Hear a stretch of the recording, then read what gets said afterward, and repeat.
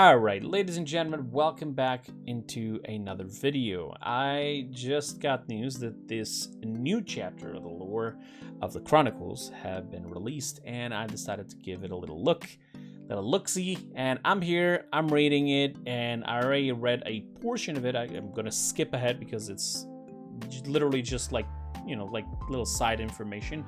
It's not really interesting for the main event of this Chronicles chapter, so we're gonna take a look into it. But I will tell you one thing: there is one thing that I changed, that it's not actually part of the lore. I just did it as a meme, and once we get there, we'll see. So essentially here we're talking about Inara being concerned how she is now the leader of the Paladins. We also talk about multiple different allies who joined the place, the headquarters as to where the new resistance is forming. And also Sky has apparently saw it and went over to the magistrate to let them know. Then they talk about how they have to, they talk about, like, for example, status report, like what happened, right now, what do we know? We know that, for example, Genos is stuck on the Ascension's Peak. Io went to Shattered Desert. We know that Zahn is gone. It's right here. Zahn is gone, capture or worse. Genos won't leave Ascension's Peak. Io has disappeared into the Shattered Desert. Imani is preparing for the future of the Warders. So since she's the last Warder, I'm guessing she's going to make Warder babies or something. Or she's going to teach other people her ways. I don't know. Either way, Fury and Nara, they're talking about how, what we got to do in the future. And this is the part where I changed. Because Inara then states, we take the fight to them. They know we're coming, and they have every advantage. However, we have family. That's the joke, okay? Well, congrats. I'm a true comedian. Just like spam Van Diesel memes saying we're family in chat. But essentially, no, this is not what it was saying there. It was saying, however, we have something to lose. So that's what it was there. So they decide to join up together. They go over to the city of Ceres. If you remember the last episode, if you didn't see it, you can go back in my YouTube channel and find it. But if you remember the last episode, Furia got essentially, just scared away from the city of Ceres, where she thought something might have happened. She saw then Ceres, Rom, they're trying to open the portal again or something like that, and so she ran away. She went to talk to the Paladins, and then we reached the conclusion that Inara is actually the new leader of the Paladins, because Valera has left, and Inara has the potential to be that leader. We then also find out that, for example, Bomb Gang and Pip both also join the Magistrate. We got, for example, Cassie, Tyra, Grover, Barrick, Talus. Genos is supposed to be part of the group, but he's not available. Io, so the same thing. Zahn was not part of the group, but he was a hope for the planet, at least, which he's gone. We know that Buck is also part of the group. Bomb Gang and Pip just joined the group. Grover is part of the group. I already mentioned that. Anata and Furia are part of the group, and there's a bunch of different others, right? Like a lot of people joining together, but the Magistrate is still the Magistrate. We also see Strix joining them to fight alongside, because apparently the Magistrate is not really interested in what's happening in the city of Ceres, and therefore Strix doesn't agree with it. You can see it here, him talking about right around here. Finally, they made their approach through a Magistrate's territory. Strix made contact with them. He shared that the Magistrate was aware of their presence, but uninterested in protecting the town of Ceres any longer. He, however, refused to ignore it, so a service would be provided.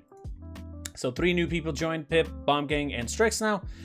They go in, they find first, in the city of Ceres, they find first Rom. Grover starts putting up some roots and blocking his path. Bomb Gang and Pip stay behind to stop Rom as the rest of the team again goes forward. Then we find Dredge, who's apparently getting on to the port side, and he's sending over mortars to the team. Barrick starts deploying shields and some counteroffensives, as Tyra is also shooting at the boats. And this is the part where now we're going to continue, because this is where everything is starting to light up a little bit more. So let's get into it. Dredge begins to launch mortars from his fleet as Barrick deploys his shields and begins to craft a counter-offensive of turrets. Tyra takes cover and begins to send suppressive fire towards the Admiral himself to shake his commands. The seas begin to shift as boats attempt to evade, and the town descends into combat. Through all of this, Inara, Fury, and Cassie inch closer to Sarah's ritual at the rift. Right before they manage to get within range, a voice calls out to them from above. Paladins. Turns out the pass has a way of refusing to die. Lilith states as she falls to the ground between them and their goal. Shame. I was hoping Valera was out of retirement. What I'd give to repay her a favor. Get out of the way, vampire, Fury responds, gasping her blade ready to fly past her. You are out of your depth here.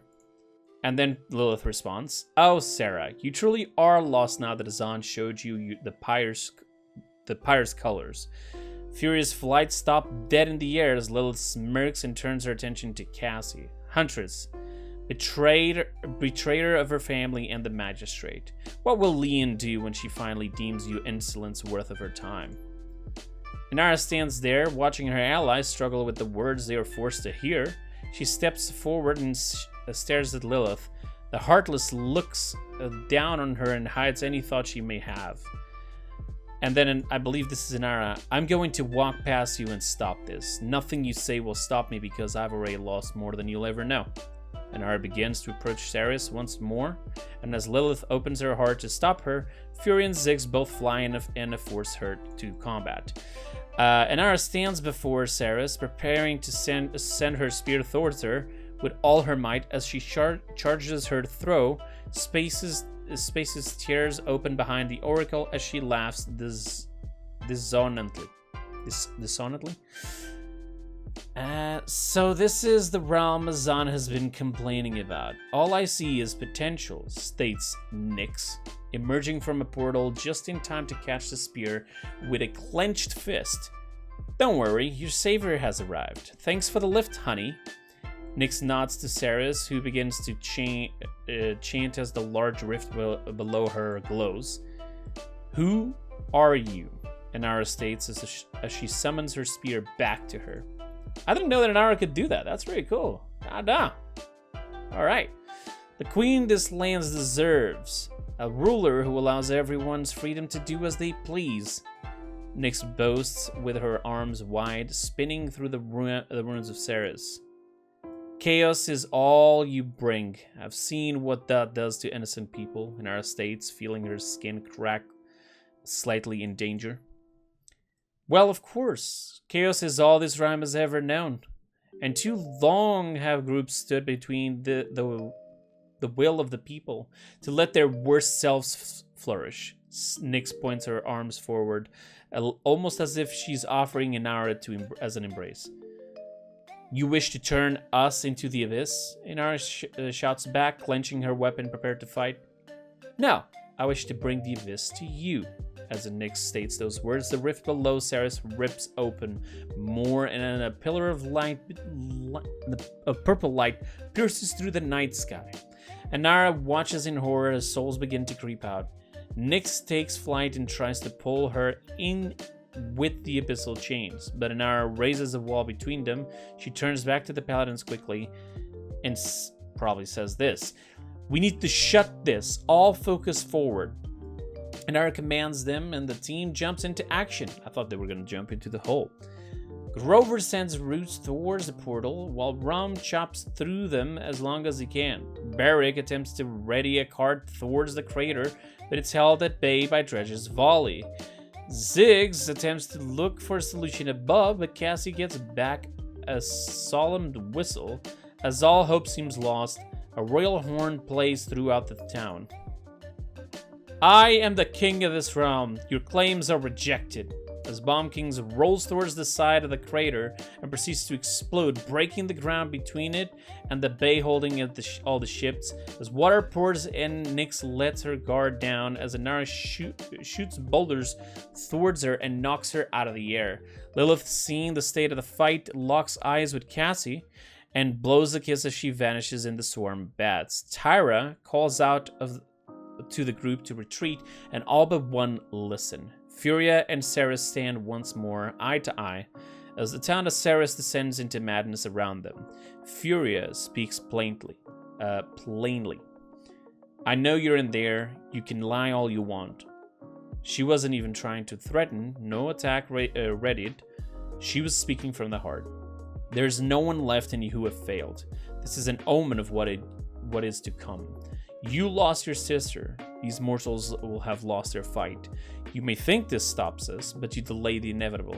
Ceres responds, unfazed by even Nyx's concerns as the rift closes and fills it with water.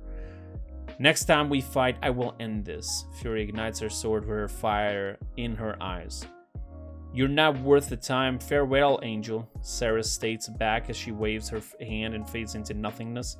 Fury looks around, screams, and flies away.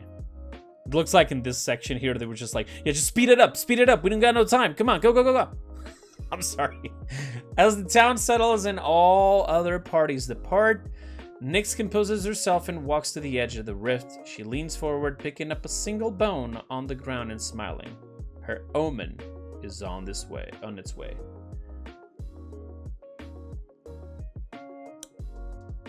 This is the penultimate issue of Series 1. Please give us your feedback on socials. All right. My feedback. First of all, I don't agree with the fact that they make Terminus and Inara look like lovers. Where is it?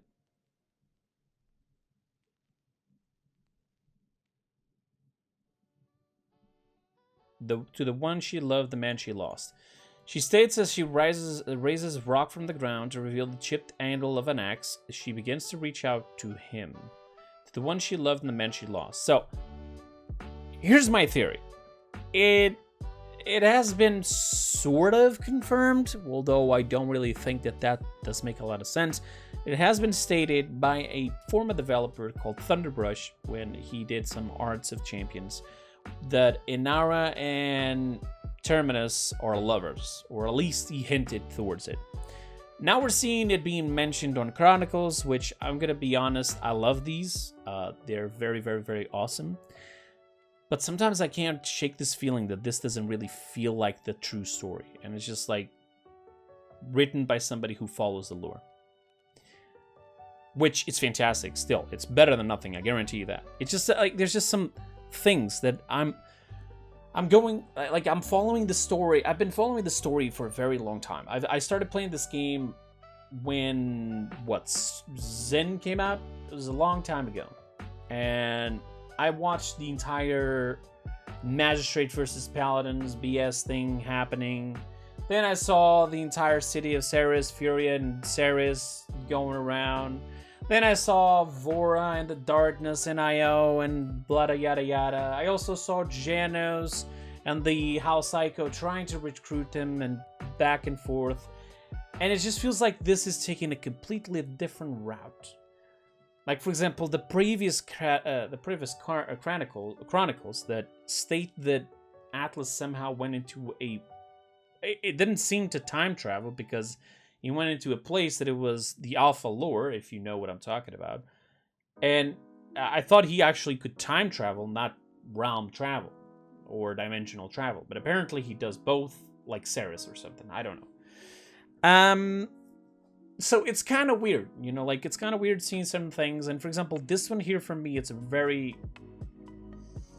doesn't sit right with me. And the reason why I don't like it, it's because I don't know how many people were involved in the creation of the Stegala, but the Stegala were essentially rocks that were given life almost, sort of, by specific people. Now, let's say that, for example, I'm one of those people, and let's say, for example, my friend Beam for Hell is another of these people. We do the same, little magic spells, and we bring these rocks into life, creating, I imagine I create an aura, and he creates Terminus, and they end up becoming lovers. Sure, I guess, but still doesn't feel right. I mean, these are literally just like robots that were created to fight in a war. Somehow they're capable of love, which is already confusing as it is, but I guess that, you know, it's a fantasy story, so why not? They do not procreate, but somehow Inara and Terminus are lovers. Created by the same people, which essentially makes them siblings, but they're lovers. Doesn't sit right with me. Then the entire, like, Bomb King, Strix, and Pip just joining in. It's cool. It gives them some spotlight, but at the same time, it just feels like we're writing the lore, and we're like, listen, we need to add as many people as possible into this, especially people who haven't had appearances in the lore, so we're just gonna slam them in there. You know, they're walking around, they see 3 people, those 3 people join the fight. It's weird, right?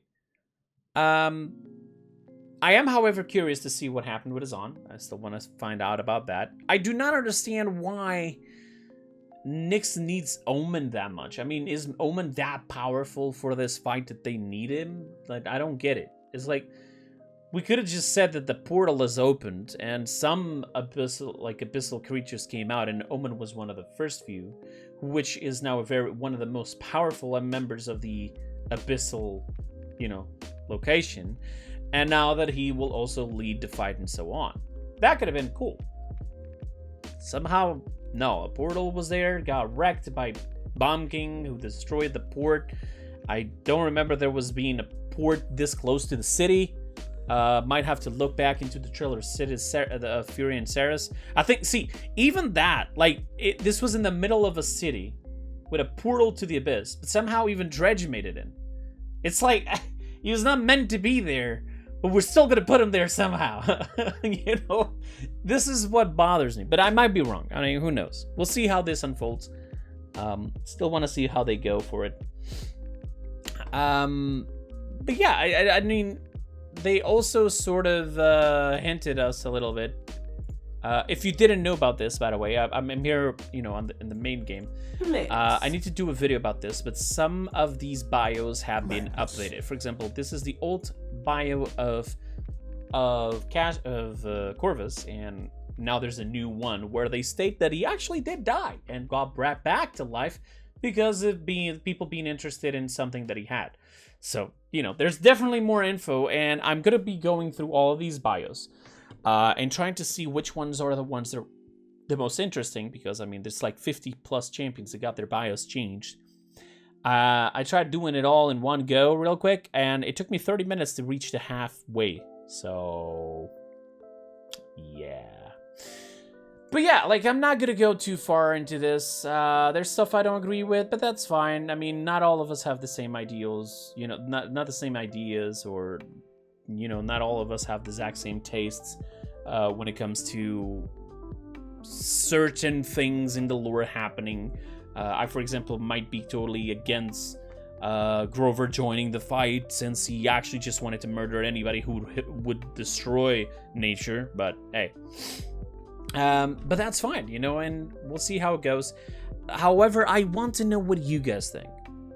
I want to know what you guys are, after so many Chronicles have come out, do you agree with what it's in them? Like, if you had to tell a friend, where's the lore, by the way? Wasn't there supposed to be like a little, is it on the learn? Huh. I don't know where they put the lore, but it used to be here. I thought they actually did a little banner for it. But either way, like, if you have read through the rest of the Chronicles and you know a little bit of what's going on, if you haven't read the Chronicles, I've done videos on every single one of the Chronicles. You can go back and find them. I might do a playlist with that as well, so you can just grab the playlist and see one after the other and just go at it, you know.